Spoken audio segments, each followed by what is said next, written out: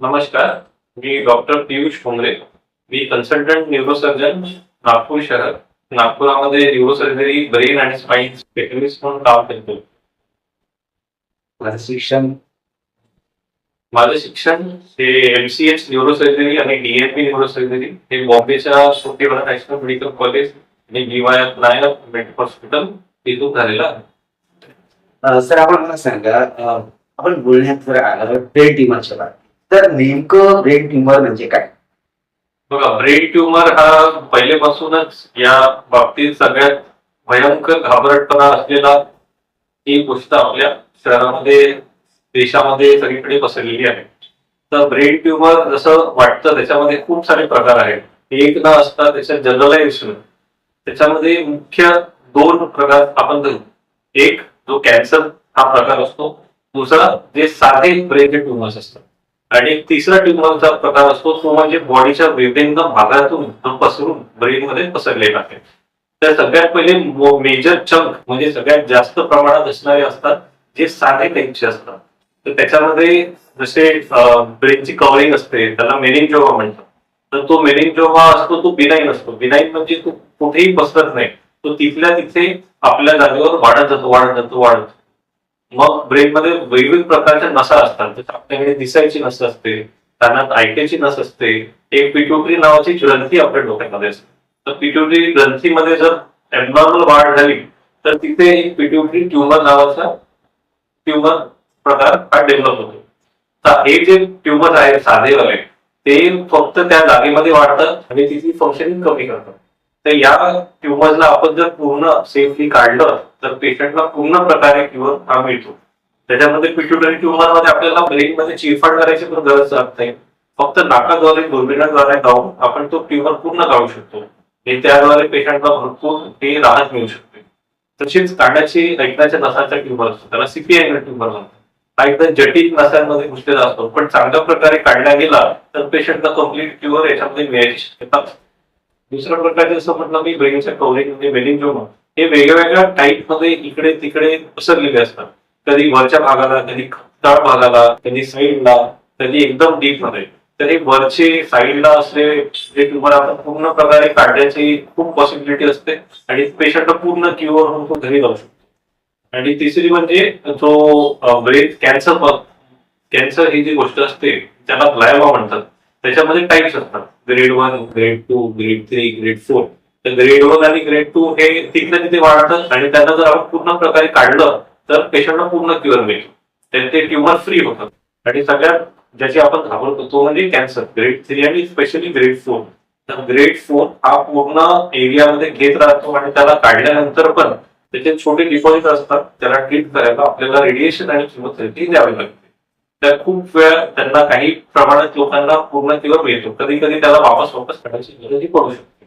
तर हे सोडून मेन एक चंक असतो तो म्हणजे जसं चेस्टचा ट्युमर आहे, लंगचा ट्युमर आहे, किडनीचा ट्युमर आहे, मग GI म्हणजे स्टमकचा कॅन्सर आहे, लिव्हरचा कॅन्सर आहे, प्रोस्टेटचा कॅन्सर आहे. इथून जर ग्रेड 4 नावाचा ट्युमर असतो बॉडीमध्ये, तो जर ब्रेनमध्ये पोहोचला की त्याच्यामध्ये थोडीशी मेटास्टेसिस मध्ये ग्रेड 4 लेवलची ट्युमर असते. त्याच्यामध्ये प्रोग्रेसिस आपल्याला थोडं कमी असतं. काय सांगा सर, ब्रेन ट्युमर होण्याचे किंवा ट्युमर होण्याचे काय कारण असू शकतं? ब्रेन ट्युमर होण्यासाठी जन्मजात सेल्स मध्ये काही हेरिडिटरी कारण मोस्ट कॉमनली मिळतात. त्याच्यामध्ये आपल्याला जन्मजात असते टेंडन्सी की ते सेल्सला ते ऍबनॉर्मली बनतात आणि तुटतात. तर ते बनण्याची प्रक्रिया तर ठीक राहिली आणि तुटण्याची प्रक्रिया जर बरोबर राहिली नाही आणि बनत बनत बनत गेली तर मग ते सेल्स खूप वाढतात आणि शेवटी एक गोळा बनतो, त्याला आपण ट्युमर म्हणतो. तर मोस्ट कॉमनली एक हेरिडिटरी म्हणजे जन्मजातच ही टेंडन्सी त्यांची असते. आणि कधी कधी वेगळे कारण जे असतात त्याच्यामध्ये रेडिएशनचे एक्सपोजर असू शकते, हे एक वन ऑफ द कारण असतं. लक्षणाच्या बाबतीत जर बोलायला गेलं तर ब्रेन ट्युमरच्या बाबतीत किंवा कोणत्याही ट्युमरच्या बाबतीत काय नेमके लक्षण दिसून येतात? ब्रेन ट्युमरचे लक्षण एकदा साध्या म्हणजे डोकेदुखीपासून सुरुवात होऊ शकते. ट्युमर कुठे आहे, कोणत्या भागात आहे, कोणत्या ऑर्गनला त्रास देतोय, कोणत्या नसांवर दबाव करतोय, त्यानुसार त्याचे सिम्पटम्स असू शकतात.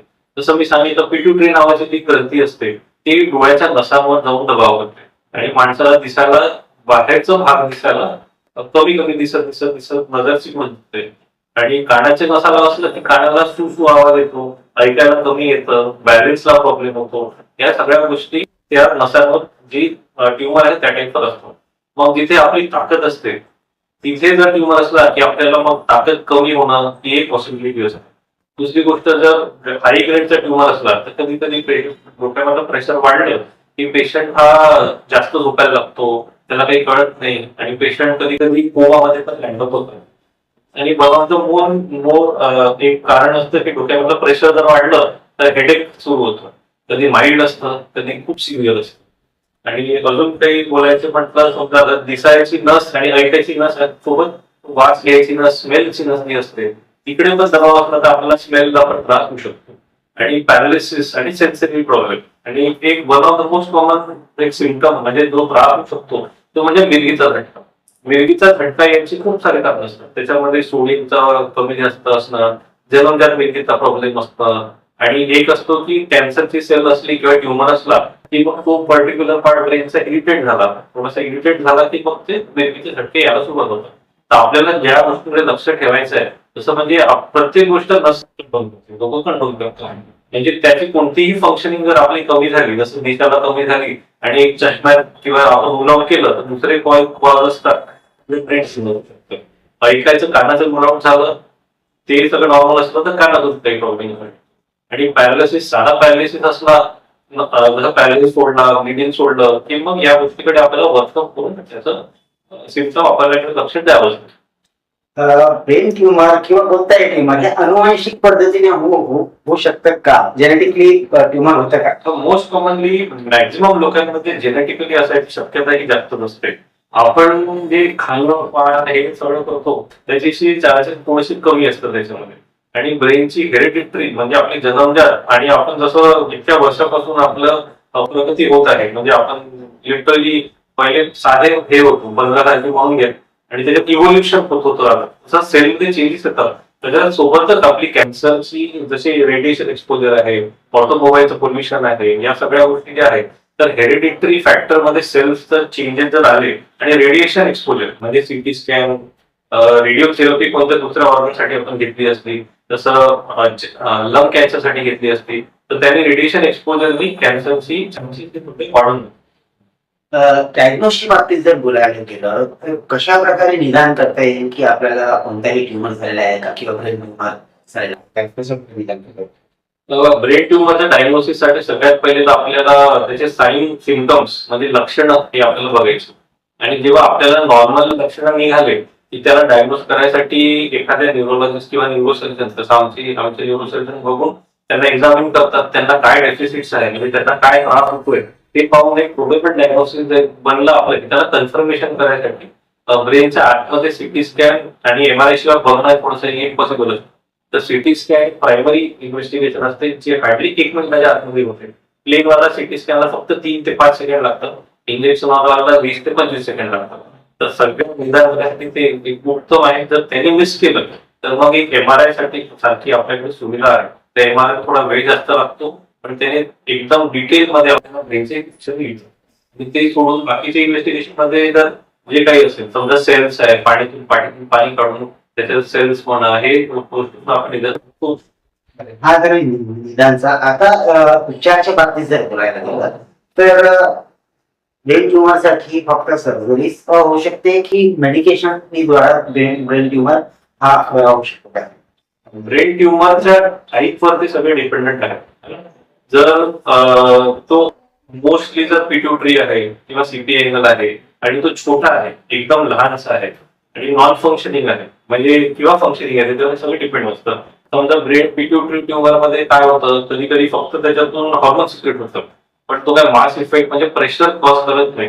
तर त्याला आपण फक्त गोळी देऊन ट्रीटमेंट कधी कधी करू शकतो, पण हे जरा कमी पर्सेंटेज मध्ये येतं.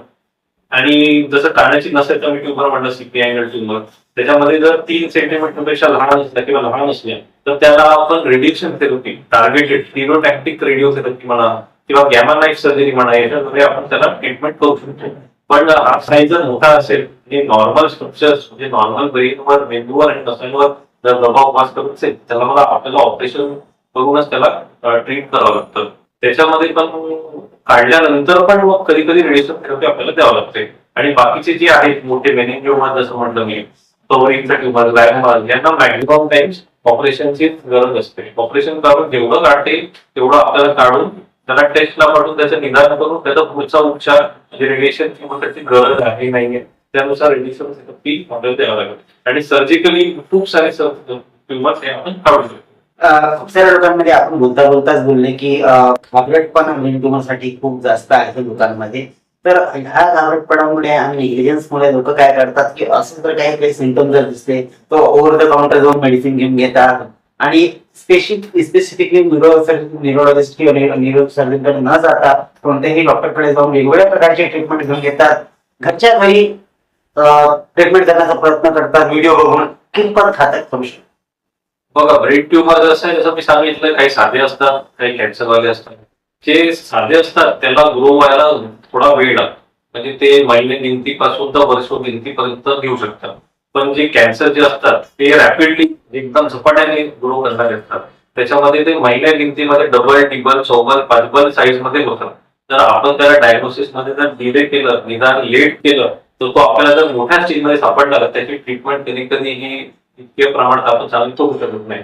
आणि कधी कधी लवकर पकडला आणि छोट्या याच्यातच आपण पकडला तर त्याला आपण ट्रीट करून चांगलं क्युअर देऊ शकतो.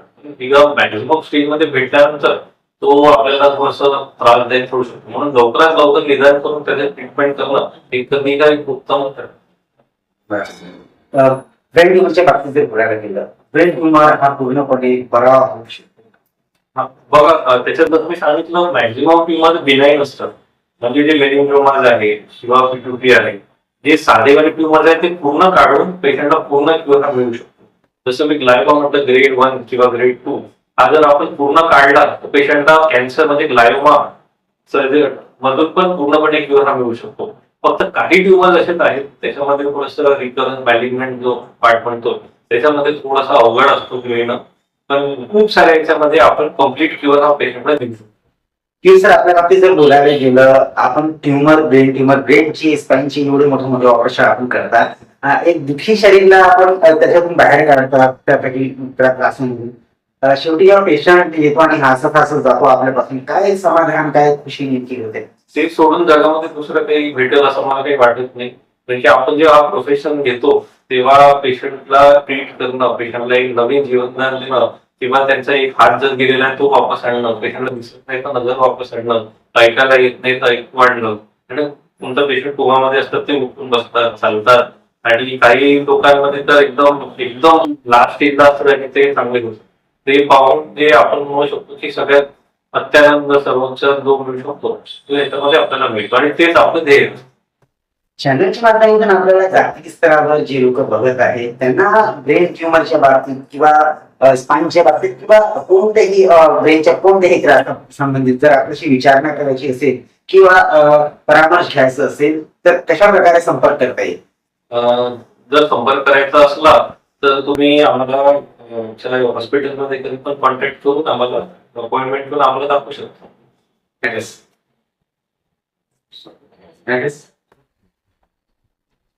ओपीडीचा वगैरे ओपीडीचा काही ऍड्रेस सांगू शकता? ओपीडीचा कॉन्टॅक्ट नंबर तुम्ही सांगू शकता कॉन्टॅक्ट करण्यासाठी, म्हणजे अपॉइंटमेंट घेण्यासाठी? सर ऐका, ते काम मला टेक्स्ट मध्ये द्या, आम्ही टेक्स्ट चालू त्याला. तसं करून आपण नाही बोलत तरी टेक्स्टिंग चालू आहे तर ते करस्पॉन्डिंग करूच नका. अच्छा, ओके. जागाच नाहीये. अच्छा, ओके. मारून सांग. ओके. काय एक संदेश जनतेला आपण देऊ इच्छिता ब्रेन ट्युमर या विषयी? बघा, ब्रेन ट्युमर जे आपण घाबरतो ते न घाबरता त्याच्यावर लगेच निदान करून ट्रीटमेंट घेणं, त्यांनी चांगल्या बऱ्यापैकी पेशंटला हे ट्रीटमेंट मिळू शकतं. तर तुम्ही एवढं घाबरू नका. काय झालंय, तुमचे न्यूरोसर्जन ते तुम्हाला चांगल्या प्रकारे गाईड करतील आणि खूप पहिल्यापेक्षा याच्यामध्ये खूप ऍडव्हान्स ट्रीटमेंट आले. मायक्रोस्कोप मध्ये आपण सर्जरी करतो, त्याच्यानंतर फ्लोरोसिन नावाचा डायट आपण सर्जरी करतो. तर जे आपल्याला पहिले दिसतच नव्हते, जे डायरेक्ट लेट स्टेज मध्ये मिळायचे ते सीटी एमआरआय करून लवकर मिळतात. लवकर मिळाले लवकर ट्रीटमेंट होऊ शकतं आणि पेशंटला चांगला केअर होऊ शकतं. तुम्ही न घाबरता याच्या लवकर निदान करून लेट करण्यापेक्षा लवकर करून त्याला लवकरचे उपचार घेऊन लवकर फ्री करून आपल्या नॉर्मल जगण्याकडे वाटतं.